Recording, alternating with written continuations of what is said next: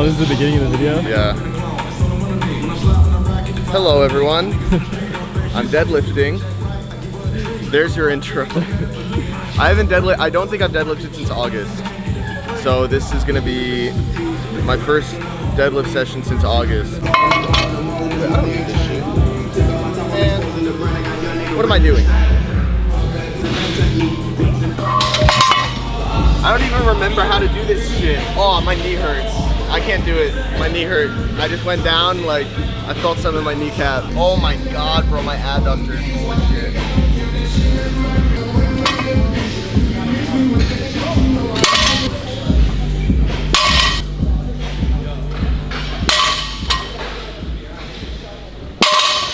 It feels like a bodybuilding movement. I feel like I'm doing leg press with the weight.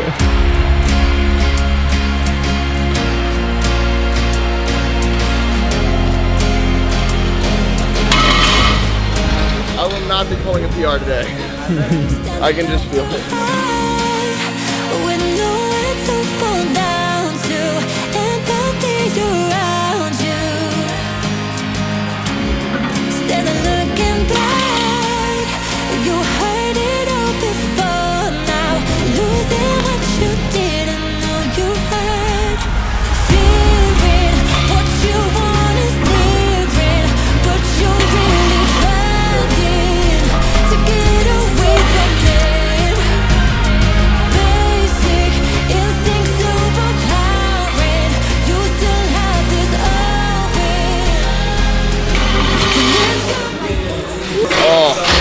It just feels so weird now because I'm so out of practice. Like the strength feels there because I've still been doing like leg exercises, but sumo is so like technical. I might throw on straps. Sorry guys.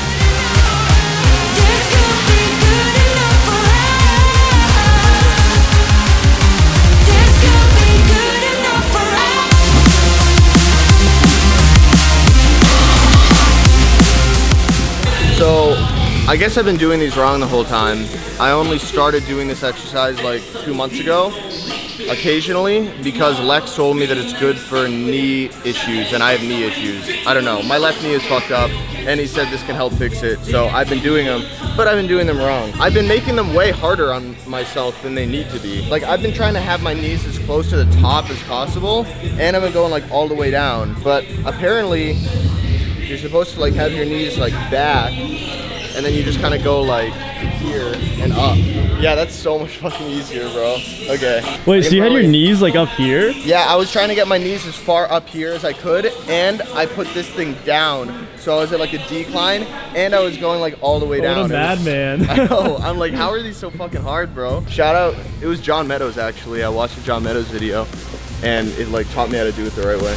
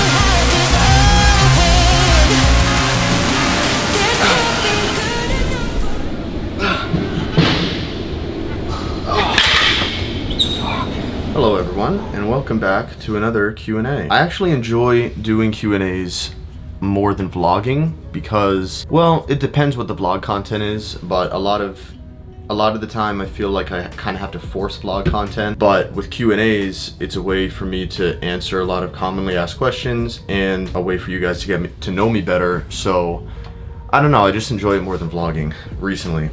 So that's why I've been doing it a little bit more often. So let's get right into it. I made a Q&A on James Spanish because I think I was shadow banned on my main account at the time. Why are lifters typically not woke retards? That is a great question. I just think that once you get into lifting, there's no way that you can blame a lack of progress really on anything but yourself and your own shortcomings. So there's no way to sneak in any kind of classical things that you would think of when it comes to wokeness, such as inequality or discrimination or anything like that. Not saying that those are illegitimate in their entirety, but when it comes to lifting, obviously if your bench is not going up, you're not going to blame it on racism. Once you get into the lifting lifestyle and everything that comes with that, diet, training, sleeping, just the overall discipline of it, you become a more hardened individual. And I think it's pretty easy to understand why being a more hardened individual with a sense of discipline and I'm responsible for my own progress and I'm also ultimately responsible for my own shortcomings is completely at odds with the ideology of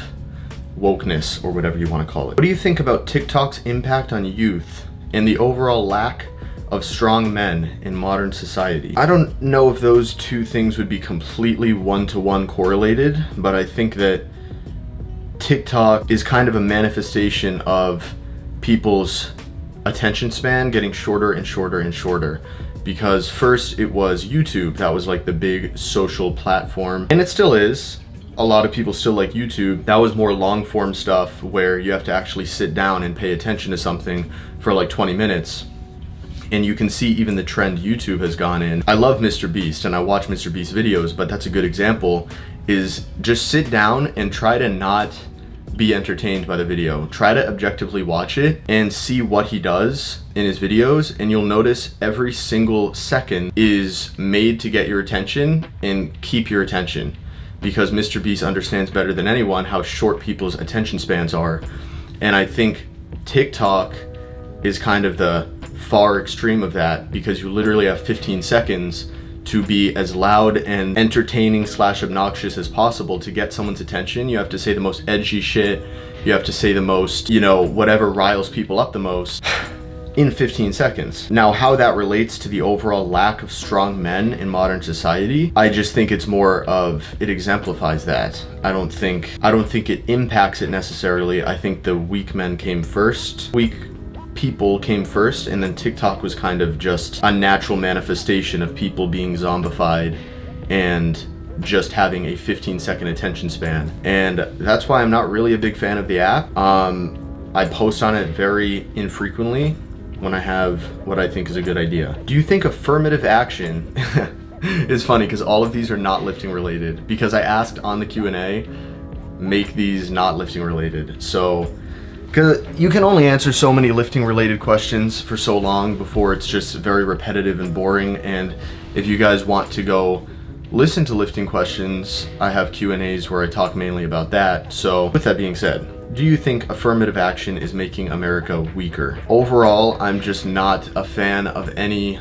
law, any legislation that makes a value judgment on someone based on their background or their superficial characteristics, such as their race or their sex or where they were born, their ethnicity, anything like that. I just believe in a merit-based system. So if you take a test to get into a college, for example, it should be the same for everyone. We shouldn't even be looking at people's skin color. I just think that that is very backwards thinking, considering we're trying to move out of that, not back into it. So that's my opinion on affirmative action. Is circumcision ethical? That's a great question, because it's so normalized. There's probably more guys in the US who are circumcised than not, where it's kind of just like, it's become this thing where people think it's like clean. It like makes your dick cleaner. Even though if you're uncircumcised, you would know that all you have to do to keep your dick clean is just shower, and that's literally it, just shower and clean your dick. But circumcision is, when you think about it objectively, it's kind of like brutal. Like you're chopping off a piece of someone, like the dick is the most important body part to a man, and you're removing the most sensitive part of it without their consent at birth. I don't know. I personally, I don't know if I'd go as far as to say it's unethical, but that is kind of what I think, if we're being honest. I think female circumcision is unethical, and like that's a practice that at least was performed, and I think maybe still is in certain parts of the world, where they would like remove parts of a woman's vagina, like their clit and stuff like that, and that is very obviously unethical. So I don't know why I would sit here and say that doing the same thing to a guy is, oh, well, that's not exactly unethical. I think it's pretty fucked up, personally. Opinion on modern drug testing in sports. Should more sports allow / not allow drug testing? It's funny, this whole thing, because it's like an ethical thing. I think that people who watch a certain sport, they don't want to enable drug use, so they like to know that these athletes are being drug tested. But at the same time, all that does is make it harder for athletes to use drugs that they're gonna use anyway. So they either have to make their drug use more inefficient or ineffective or unhealthy because they're trying to skirt around drug testing. And it's kind of like, when are people gonna realize performance enhancing drugs are gonna be used at the highest levels of shit for like any sport, regardless of what testing shit you try to implement. My view on this is maybe the unpopular view. If I want to watch people compete in any sport at the highest level of competition, I want to see absolute freak beasts compete. Like, I want to see people taking, like, untested, taking whatever the fuck they want, because why else would I watch a sport? I want to watch people who are way fucking better than me at something compete at the highest level with all the enhancement they can possibly get, because that's what makes it entertaining. Are you having sides from the Deca D-ball bulk? And are the low doses giving you good results? Well, first, to answer that last part, there's kind of this idea that I take like really low doses, like on microdose shit, and that has irritated some people, even though it's not accurate. Like, I've never said that I microdose shit. I'm always open about the shit that I use, and a lot of people get my cycles wrong, which is really weird to me, because I literally make videos on exactly what I'm taking, and they will still get them wrong. And it's like, how do you watch a video and only get like half of my cycle and you forget the other half? It just doesn't make sense to me. But there was one guy who said, like, a small YouTuber was like, oh, James English says that he only takes 10 milligrams of D-ball. He got that from a video where I explained my cycle, and I was like, I'm gonna start out at 500 milligrams of Deca per week and 10 milligrams of D-ball per day, as well as 2 IUs of growth per day. But he went and made a video saying, I'm only taking 10 milligrams of D-ball a day. And it's like, dude, for you to come up with that, you would have had to watch the video, which means you would have heard me say that I'm also running 500 Deca a week, which is not a fucking low dose, and 2 IUs of growth. So I don't know. I don't know if the people that get it wrong are like intentionally lying because they want to elicit a response from me, or if they're just stupid. But I'm not running low doses. I'm not running high doses. I'm not running stupid cycles, but right now I'm running 600 Deca per week. Like, I tapered up to 612.5, very specific number. It's just because that's what it comes out to in the syringe, and I'm not gonna like, you know, super specifically fucking measure the amount that's in the syringe. So I just load it up to 0.7 or 0.8, and it comes out to 612 milligrams per week and 12.5 milligrams of D-ball per day, and 2 IUs of growth. As for how it's working well, but I think I'm gonna switch to, so the reason why I'm doing Deca D-ball, and I explained this in another video, but I'll cover it again, is because I'm very sensitive to estrogen. Like, I got gyno doing 200 milligrams of test per week with no AI. And the reason why I was using no AI is because AIs are pretty unhealthy for you. So I wanted to avoid that. And I was making slow but steady progress on 200 tests per week, but I started to get gyno. So that's when I was like, holy shit, I'm very sensitive to estrogen. Just about anyone else on the planet would be able to run 200 tests without an AI and not have estrogen issues, but I did. I'm part of the 1% of people that would have issues with that. So I switched to Deca only. Basically, Deca converts to estrogen at a much lower rate than testosterone does. So I was able to run more Deca than I was running testosterone and have less estrogen. The only thing is, now I'm doing Deca plus a little bit of D-ball just for like strength pre-workout. I do the D-ball pre-workout, but my mental health has been like a little fucked. Not horrible or anything, you guys don't have to worry about me, but I just have been kind of, unmotivated and lethargic and just in a weird headspace for the past few weeks, which is not like me really. So I think what I'm gonna do is take the L on not using an AI, and I'm gonna run my first ever high dose test cycle. Or high dose, it's like moderately high, depending on who you ask.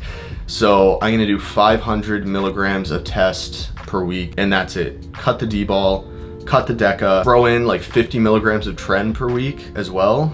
And you can say that's a tiny fucking dose, and it is, but the testosterone is what's actually gonna be building muscle, and the little 50 milligrams of tren that I add on top of it is just gonna be for like more strength in the gym, and cosmetically it just makes me look good. And at that low of a dose, there's not really big health issues that you have to worry about. I noticed when I was running 100 tren, I got stronger in a deficit. So I figure if I'm in a bulk, all I need to run is 50 if I'm also running a pretty good dose of test. And I'm gonna take an AI with it to manage estrogen. I'm 18 and a virgin. Help. Well, first off, that's not that old to be a virgin. You're not like a fucking 40-year-old virgin. So we really don't have anything to worry about there. It's funny how like girls, their virginity is so important to them, and no girl who's like 20 years old or something would ever feel like embarrassed or less of a woman for still being a virgin.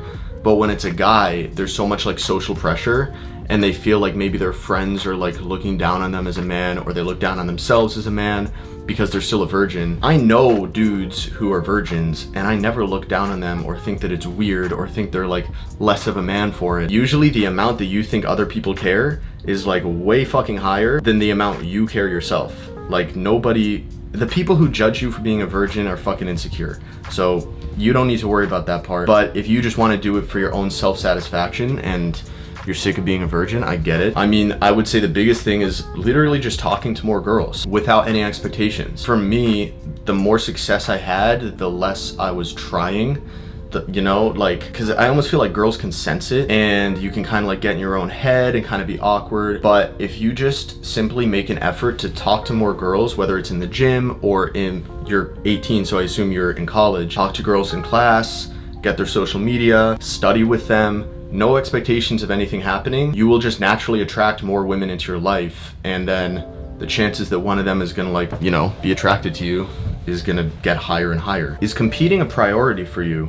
Recently, it seems like you've been partying a lot. I want you to do good in bodybuilding. Yeah, competing is definitely a priority. So a little competing update. I'm looking for a show to do in either like mid to late May or even early June. And I'll probably do 2 shows. The first one being like a small one, and then the second one being a little bit bigger. I talked to Kyle about it, and he's like, look, enjoy your time in Dubai, enjoy your time in Turkey, like kind of just chill, train hard, but don't like kill yourself with training and dieting and all that stuff for like the next month. This is the little kind of chill out period, rest, recuperate. And then as soon as I get back from Turkey, it's game time. Like balls to the wall, bulk really hard for a few weeks, everything perfect, minimal traveling, hopefully no traveling, no partying whatsoever until I compete, no drinking, nothing like that. And so yeah, once I get back from Turkey, it's like balls to the wall. But right now I'm still like making progress in the gym. I'm still getting stronger. Yeah, I don't feel like it's game time yet, but once I get back from Turkey, that's when I feel like it's game time, and that'll be around the end of January. Thoughts on the current economy and the future with regards to the value of dollar? Well, if you look at inflation right now, it's fucking sky high, and a lot of very common goods have gone up an insane amount percentage-wise. So yeah, the US dollar is not looking too good. Federal spending is fucking insane. If you keep up with any of this shit, even like a little bit, I mean, just go like get gas, go shopping, go do a grocery shop. It's like twice as expensive as it used to be just a few years ago. Obviously, with a lot of this stuff getting passed right now, and a lot of the stuff that's, you know, up for debate about whether or not it will get passed, these are all things that are going to cost a shit ton of money to do, and that money is just going to get printed. And when that money just gets printed, it devalues all the existing money. Obviously, that's what inflation is. It doesn't really seem to me like there's any brakes on this train right now, and there's a lot more that goes into it, not just even in the US, but just globally, that I won't even get into. But it is scary, and I don't really have hope for the US dollar. Not that I think it'll be permanently gone. I do think that there is going to be a big big fucking crash coming that will last for a long time. So I'm putting a lot of my money into crypto right now. I want to move into like physical assets as well. I want to organize with like a financial advisor to buy physical gold, precious metals, stuff like that, just to kind of diversify my money, because right now it's like mainly in the US dollar. I wouldn't say mainly, but like a good fucking chunk of it is. I just don't have a lot of faith in that. What was your first cycle and what were your results? So I like fucked around with stupid shit when I was younger, like 19, doing pro hormones and stuff, like little mini cycles here and there. And looking back on it, I wish I would have just made the leap right then and there to hop on test or hop on something like an actual cycle. But I was scared and I was like justifying it, and I was like, oh, it's just a little fucking pill, just pop one for like 2 weeks. I don't consider those my first cycles. Obviously I wasn't natty, but I don't consider it like a proper cycle. My first proper actual steroid cycle was when I got on testosterone and I was doing 200 milligrams a week. I never had any intention of that being a cycle. That was gonna be like my high TRT, like a bodybuilding TRT, which you can make, contrary to some people's beliefs, you can make very steady progress on that, especially if you're not close to your genetic limit. You can make very steady progress on 200 milligrams a week, most people. Is it gonna be the same progress you'll make on 600 milligrams a week? Of course it won't be.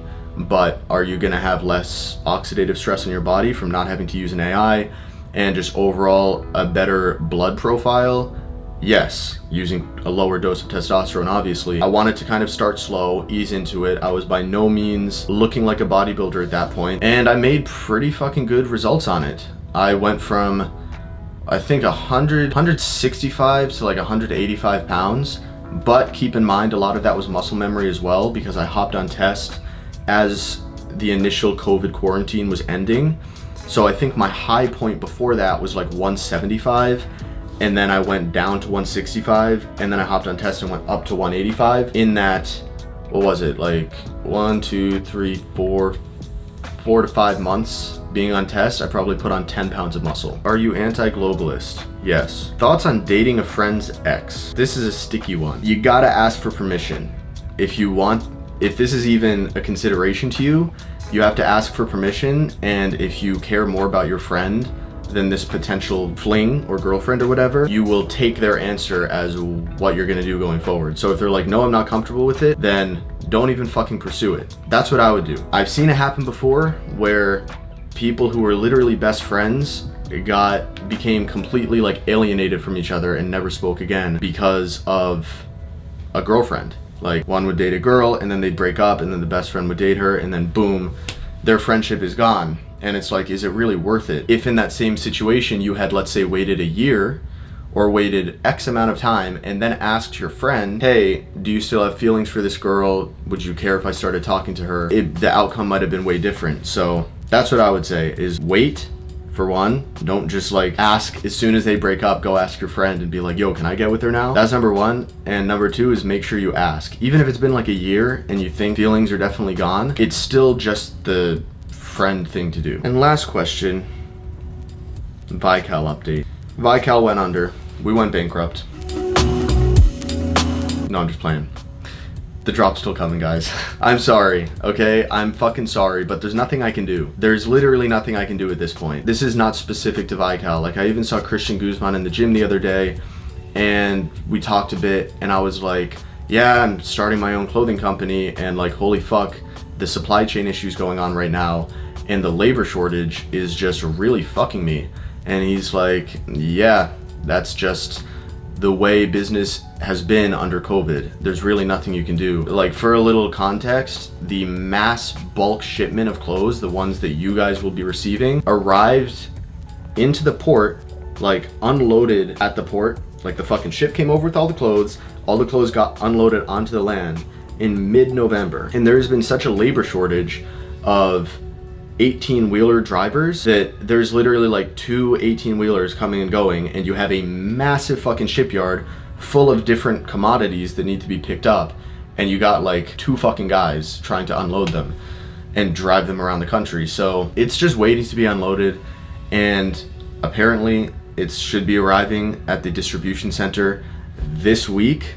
That's what we were told, but I am honestly not going to make that promise to you guys, because I have been let down too many times, and I know when I get let down, you guys get let down as well. I'll keep you guys updated on what's going on, but I'm sorry, I'm not gonna give a date or say like this is for sure happening at this time. And I haven't been doing that up to this point, because I just know that like with the supply chain issues going on right now and the labor issues, anything can really fucking happen. And I have no idea how long these clothes could be sitting at this port, just sitting there. I actually think that's kind of part of the reason why my mental has been a little fucked recently, is because what was keeping me going for a while was like starting my own thing, doing it with my friend, like me and Oliver, coming up together, making this company, like being able to put all of our energy and resources into it.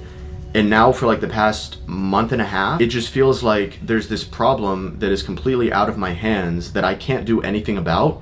And I can't even get mad at anyone, which really sucks, because I can't point the finger at one specific person, because it's not the manufacturer's fault. They've manufactured the clothes, they shipped them here. I'm not gonna go hunt down the 18-wheelers drivers and be like, hey, get more of your friends to come fucking unload clothes faster. Like, there's no one specific entity that I can get mad at. So I've just kind of been like freely floating with this kind of ambiguous knowledge of roughly when the clothes will be arriving. And it's like, all I want to do is grow my own company. And I just feel like due to things outside of my control and outside of my power, I'm just being stagnated, and it fucking sucks, honestly. So I think that's a big part of the reason. I think once I'm in Dubai with Oliver is when it will drop, which will massively lift my spirits because we'll be together. I didn't think we would be together for like the first initial big drop, but I think we actually will be now. That's gonna be hype. If it happens when I'm in Dubai, that's gonna be fucking sick. But yeah, I think that's kind of part of the reason why I've just been kind of unmotivated and lethargic, is like, I just got nothing going on. And before, when Vical was like, there was a new step in the process every day, there was something new we had to do, legal forms that we had to fill out, contracts to sign, fucking, you know, samples to send in, all that kind of stuff. It was like something to wake me up every day and put my feet on the ground, and it's like, I got shit to do today. But ever since it's been stuck at this port, it's just like, what the fuck do I do? So anyway, I hope you enjoyed the video. There will be more content coming once I'm in Dubai, and I'm gonna be home as well, so I'll make a few videos at Hard Knocks Gym for those of you who remember. I'll be in Dubai. Hopefully I'll be collabing with a bunch of people. I think I'll be seeing Larry again. I'll definitely be seeing Oliver again. Yeah, there will be more content coming. I do apologize for the lack of content recently, but I'm just not gonna produce shit just for the sake of producing shit. Like, I wanna actually watch a video and be proud of it. When I'm kind of floating around unmotivated, like I said, obviously I'm not really gonna want to just like make a super lazy fucking video. And even this one I kind of had to force myself to do, just because my spirits were just at the threshold for me to like actually make a video. And once I got started, I got into it. So thank you guys for watching, and thanks for bearing with me during this little break. Peace out. I'll see you in the next one. Goodbye.